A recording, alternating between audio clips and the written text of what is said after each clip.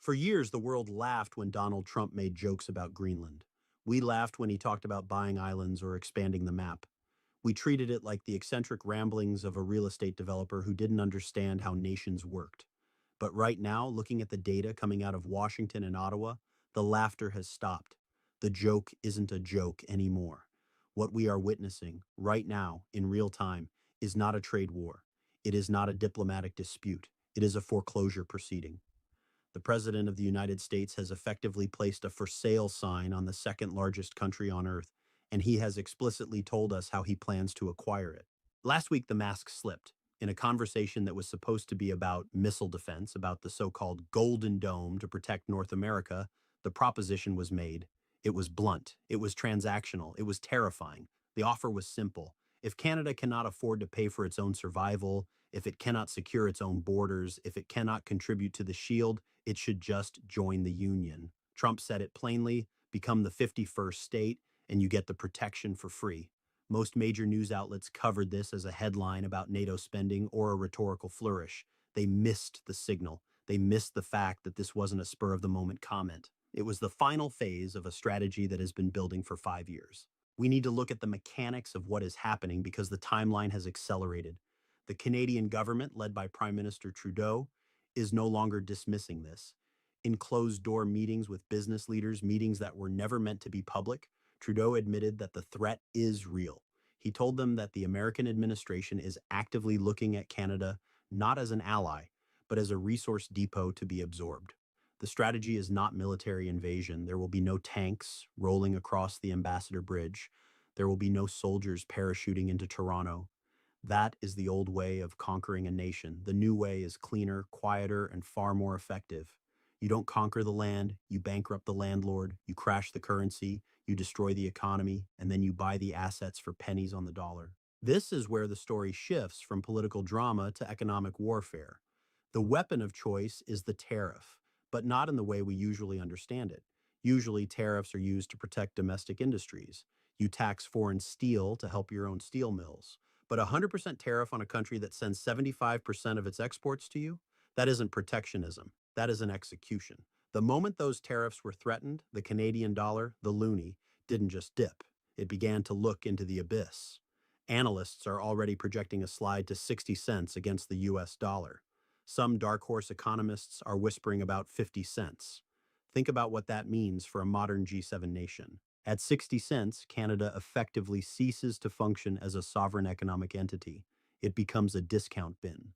Every Canadian company, every mine, every piece of real estate, every technological patent becomes instantly on sale for American buyers. And this is not accidental.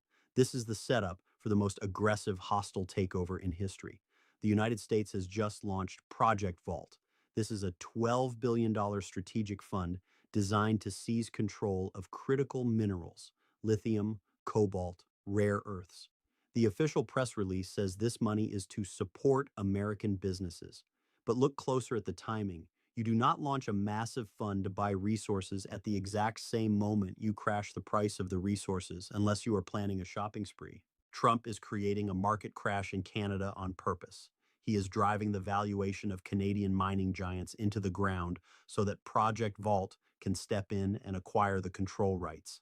It is the same strategy used by private equity firms to strip distressed companies, only this time, the target company is a sovereign nation. The ultimate goal isn't just to buy the ore, it is to own the ground it comes from. We are watching a coordinated effort to transfer the wealth of the Canadian Shield into American hands, legal document by legal document, while the Canadian population is distracted by the price of groceries. The economic reality on the ground in Canada plays directly into this narrative. The country is already on recession watch. The GDP per capita is falling. Productivity is stagnant. The housing market, which has propped up the Canadian economy for a decade, is flattening out. The Canadian people are exhausted and their purchasing power is eroding every single day. Into this vacuum of hope, a new narrative is being injected. It is the narrative of liberation. Prominent voices in the American media ecosystem, including Tucker Carlson and key Trump allies, are reframing the destruction of the Canadian economy as a rescue mission. They are telling the Canadian public that their government is captured. They are saying that Ottawa is beholden to globalists and Chinese interests, and that the only way to save the Canadian family is to crash the current system and merge with the American engine. This is psychological warfare. It is designed to make the Canadian citizen look at their dissolving bank account and blame Ottawa, not Washington. It is designed to make the annexation of Canada feel not like a conquest, but like a relief. The argument is seductive. Why struggle with a 60-cent dollar and high taxes when you could join the US, double your salary, and lower your cost of living? It is a merger and acquisition pitch delivered to 38 million people. But the most dangerous aspect of this plan is how it bypasses the federal government entirely. The strategy is to fracture the country from within. We are seeing reports of a diplomatic fracture where Washington is effectively ignoring the Prime Minister and speaking directly to the provinces. This is the Alberta bypass. Alberta sits on the third largest oil reserves in the world. Its economy is entirely dependent on getting that energy to market. Trump knows this. His allies are reportedly signaling to Western Canadian leaders that there is a special deal on the table. The offer is insidious. If Alberta breaks with the federal climate policies, if they distance themselves from Ottawa, they could be granted a special trade zone exemption. They could be saved from the tariffs. This is effectively soliciting sedition. It is telling a province that if they act like the 51st state, they will be treated like one, while the rest of the country burns. It drives a wedge between the energy-rich West and the manufacturing-heavy East that might shatter the Confederation permanently. If Alberta cuts a separate deal to survive, the political entity known as Canada effectively ends. Then, there is the issue of defense, which serves as the leverage point for land. The rent is due doctrine has replaced the old alliance structure. For decades, the assumption was that America protects Canada because it is in America's interest. That assumption is dead. The new administration views defense as a service, and the bill is past due. The terrifying concept being floated is territorial leases. If the Canadian government cannot pay its NATO obligations, and with a collapsing currency, it certainly cannot, the suggestion is that they pay in real estate. We are talking about the Arctic. The Northwest Passage is becoming one of the most strategic waterways on the planet as the ice melts. China wants it, Russia wants it, and the United States has no intention of letting anyone else have it. But rather than fighting a war for it, the Trump administration is positioning itself to take it as collateral. They are framing it as joint security. They move the U.S. military into the northern archipelagos to secure the continent, and they never leave. It becomes a permanent lease. A sovereign nation that cannot control its own territory or pay for its own protection is not a sovereign nation. It is a protectorate. And we haven't even touched the most valuable asset of all. It isn't oil, it isn't lithium, it is water. The American Southwest is drying up, the aquifers are draining. The Great Lakes hold 20% of the world's surface fresh water. For decades, the Great Lakes Compact has protected that water from being siphoned off. But treaties are only as strong as the countries that sign them. If Canada is economically brought to its knees, if it is desperate for a trade lifeline, the price of admission to the American market might be the water. Trump's concept of reciprocal trade includes natural resources. The fear is that the renegotiation of trade deals will include a provision to treat water as a commodity. This is the liquidation scenario. It is the moment where a country is forced to sell its future to survive the present. The $12 billion Project Vault is just the down payment. The real currency being used to buy Canada is fear. Fear of poverty, fear of irrelevance, and fear of collapse. The American administration is betting that if they apply enough pressure, the Canadian public will eventually choose prosperity over sovereignty. They are betting that national identity has a price point, and they are trying to find it. The rhetoric has moved beyond negotiation tactics.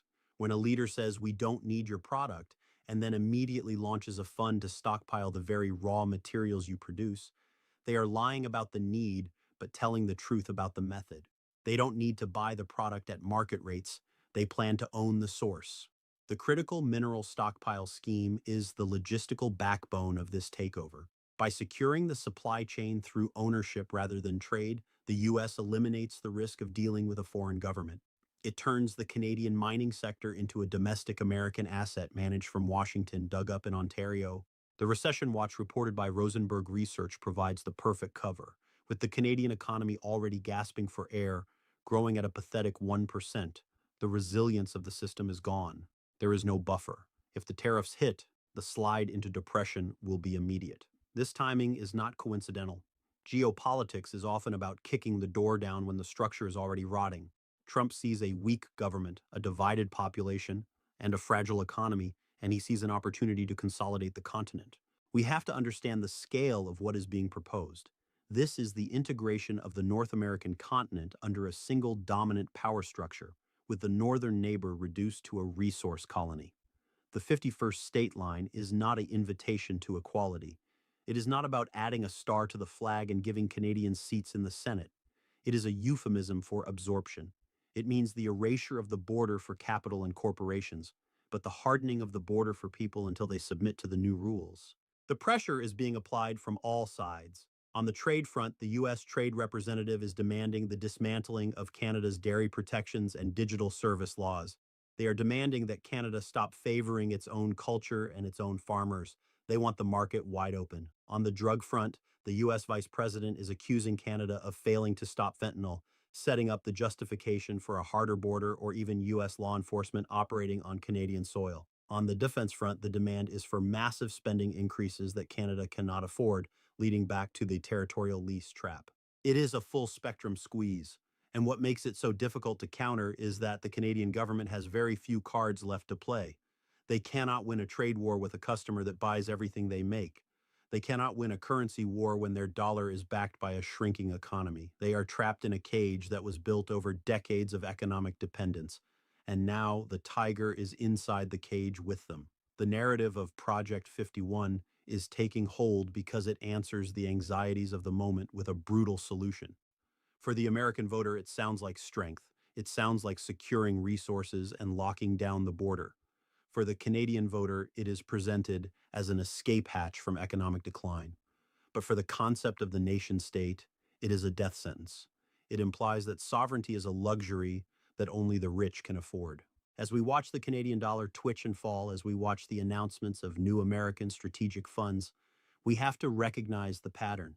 This is how empires expand in the modern age. They don't march in, they buy in. They wait for the target to be weak, they make the situation impossible, and then they offer a deal that cannot be refused. The for sale sign is up. The buyer is motivated, and the price is being driven down every single day. The question is no longer whether Donald Trump wants to buy Canada. The evidence is clear that the acquisition is the goal. The question is whether Canada has the will, the unity, and the economic strength to take itself off the market.